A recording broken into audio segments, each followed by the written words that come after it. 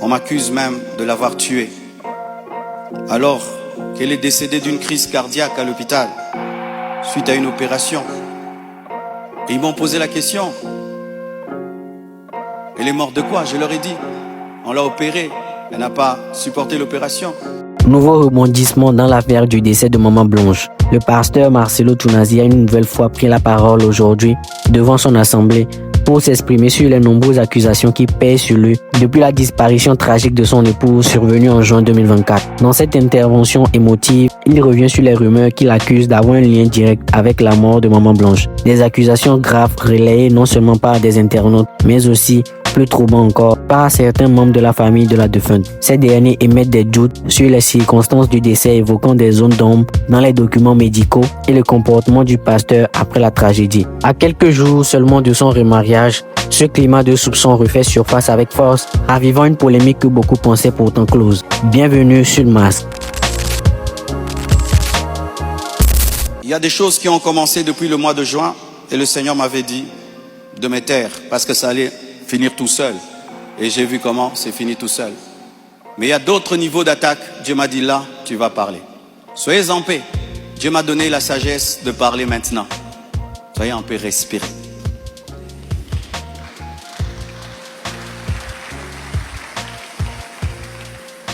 Désormais, lorsque j'aurai des choses très importantes et pertinentes, j'écrirai et puis je lirai. Amen. Comme ça, je reste vraiment dans ce que je devais dire et ce que Dieu m'a demandé de dire. Shalom bien-aimé. Et j'aimerais que ça passe en ligne. Comme le combat est sur Internet, la réponse est sur Internet également.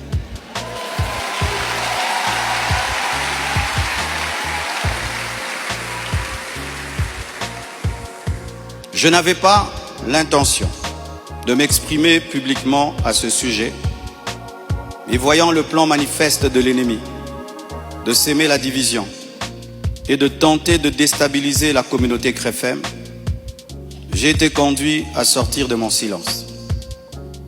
Et cela se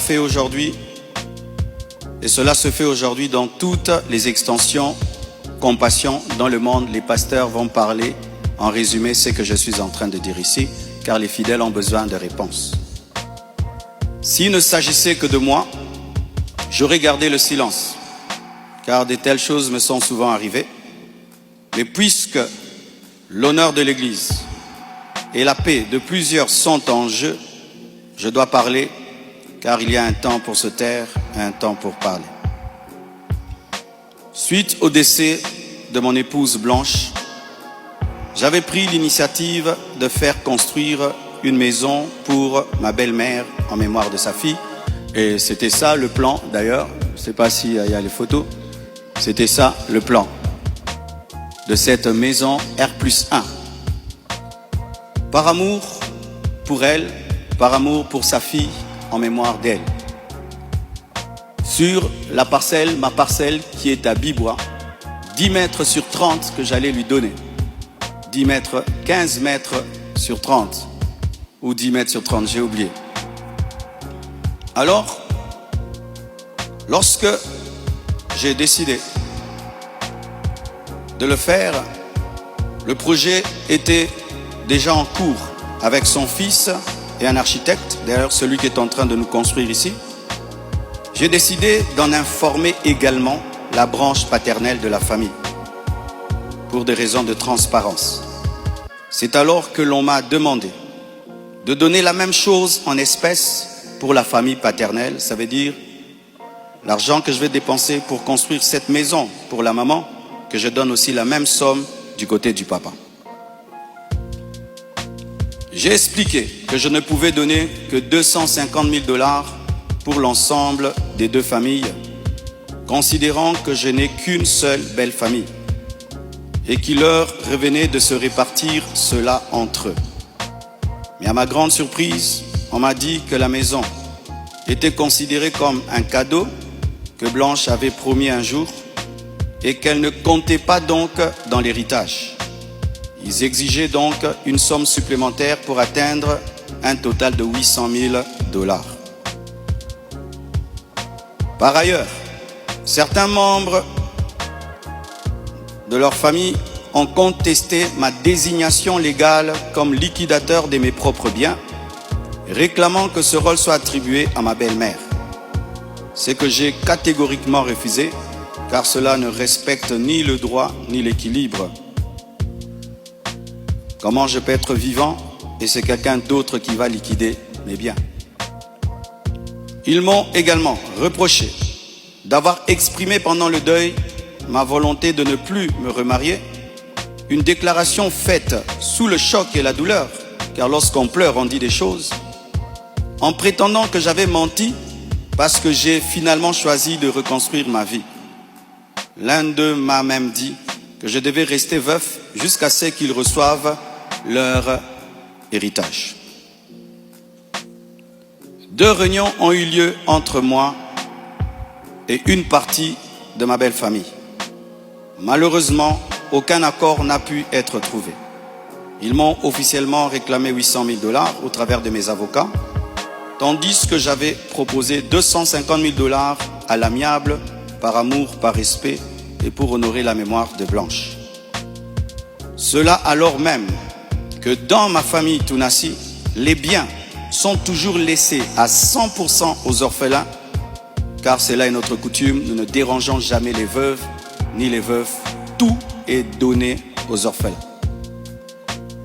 Suite à cette impasse, nous avons lancé un inventaire légal de mes biens, conformément au code de la famille en RDC, dans le cadre d'un régime de communauté de biens avec 4 héritiers. À ce jour, leur part est estimée à moins de 150 000 $, car certains biens que nous avons, certains ont été mis totalement au nom des enfants, et nous, on n'est que des représentants, mais ce n'est pas à nous. Et d'autres biens ont été donnés à l'orphelinat. On a vendu notre parcelle de Limété à l'orphelinat à un prix cadeau. Donc, c'est 150 000 $, donc inférieur à ce que j'avais volontairement proposé. Les calculs d'ailleurs sont en cours jusqu'à aujourd'hui parce qu'ils considèrent que ce n'est pas le bon chiffre. Mais alors que les discussions entre avocats étaient en cours et que j'étais en voyage, certains ont choisi la voie de la diffamation publique. Leur objectif, me nuire personnellement et anéantir le ministère. Ils me l'ont dit clairement, que nous allons détruire ton ministère, nous allons détruire ta réputation, nous allons détruire l'Église. Récemment, un numéro anonyme d'Afrique du Sud m'a confirmé ce plan. Blanche était en train de se confier à sa maman. Et un jour, je parlerai de tout ça, mais pas maintenant. J'en parlerai dans 1 mois, 6 mois. Un jour, je parlerai de tout ça. Ces paroles arrachées de leur contexte et de leur timing, me faisant passer pour un mauvais mari, notre couple pour un couple détruit, alors que la plupart d'entre vous ici, vous savez combien nous nous aimions. Et dans chaque couple, il y a des temps, des fois, des petites frictions, comme dans tous vos couples. Et en 18 ans, jamais nous n'avons parlé de divorce. Je ne l'ai jamais frappé, je ne l'ai jamais insulté, je ne l'ai jamais tapé. Après 18 ans de mariage, je lui ai redemandé en mariage. Je suis allé prêcher dans l'église de mon fils Olivier, au Botswana. Tout ce qu'il m'a donné pour me bénir, je lui ai acheté une bague en diamant et je lui ai redemandé en mariage. Elle avait même témoigné dans une émission ici. Quand vous voyez ces dernières vidéos, cette femme était heureuse, était épanouie. Aujourd'hui, on veut changer toute cette belle histoire en un couple détruit. C'est totalement faux. Ceux qui veulent me croire, croiront. Ceux qui ne veulent pas, ne croiront pas. Mais je sais qui je suis devant Dieu et comment j'ai fait de tout mon mieux pour que cette femme ne manque de rien et de rien et de rien. Je ne sais pas si un jour Oracle pourra m'appeler et je l'enregistrerai pour un jour sortir ces enregistrements. Des fois, je me pense être dans un film.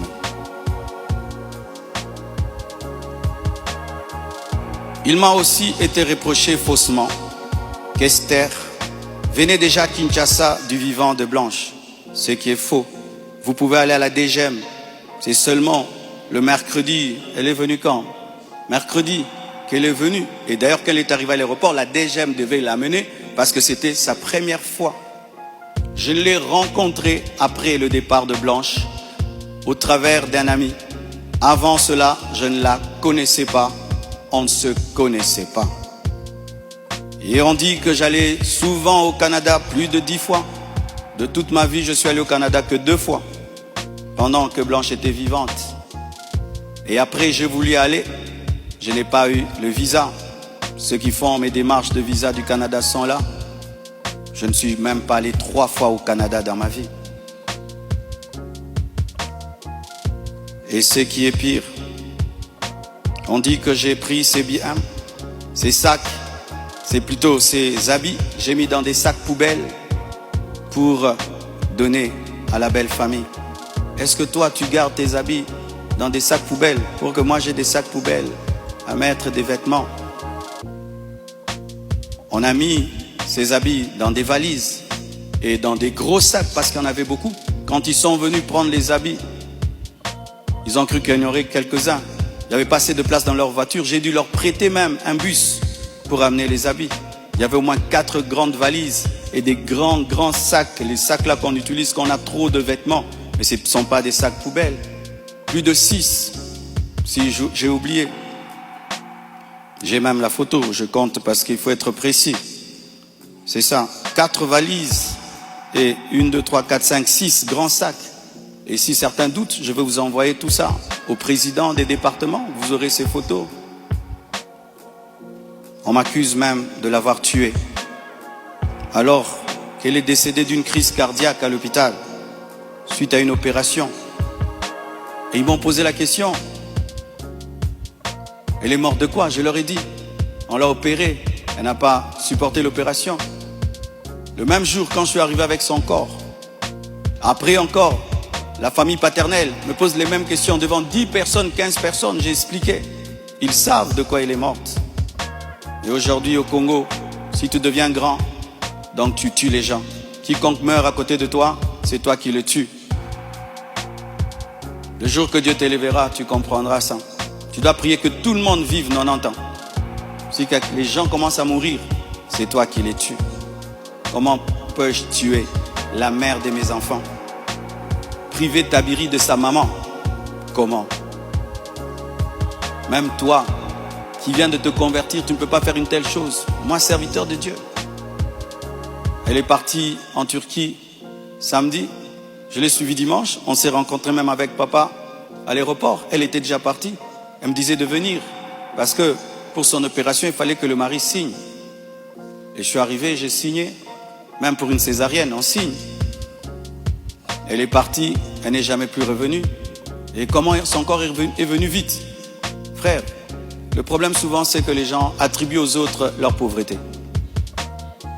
Lorsque il n'y a pas les moyens, quelqu'un peut mourir lundi pour que le corps vienne. On prend 2 semaines de cotisation.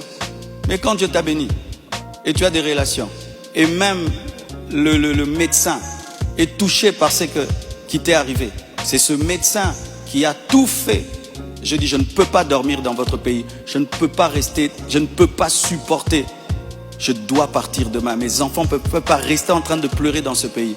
Il a dit, qu'est-ce que tu veux que je fasse? J'ai dit, fais tout, que je rentre. Il a tout fait et on est venu. Et c'est la sorcellerie. Comment quelqu'un peut mourir tel jour? Du coup, vous prenez le corps, vous amenez, c'est trop vite. Donc vraiment, c'est terrible, terrible. Vraiment le niveau de raisonnement que les Congolais nous avons atteint. Vraiment, vraiment que les écoles recommencent, je ne sais pas, vraiment. C'est terrible. Des fois, je me dis, tous les derniers de la classe qu'on ne voyait plus, ils sont remplis maintenant, là-bas. Et vous savez, le dernier de la classe, le professeur donne un cours de 2 heures du temps, et puis il a 1 sur 10. Le premier de la classe, il comprend, tu l'as 10 sur 10. Tu te dis, comment tu ne comprenais pas? C'est ça, maintenant, on a des cerveaux des derniers de la classe en RDC. Dis à ton voisin, même ce que tu es en train de comprendre, ce que le pasteur dit. Il faut vérifier, hein. Peut-être tu es un dernier de la classe à côté de toi.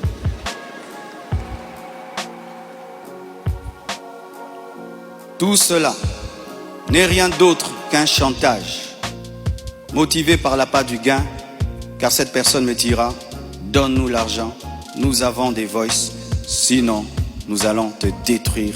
Tout ça, c'est un chantage motivé par l'appât du gain. Pourtant, malgré tout, j'étais disposé, je suis disposé à donner 250 000 $ par respect pour Blanche et pour sa famille et pour la paix.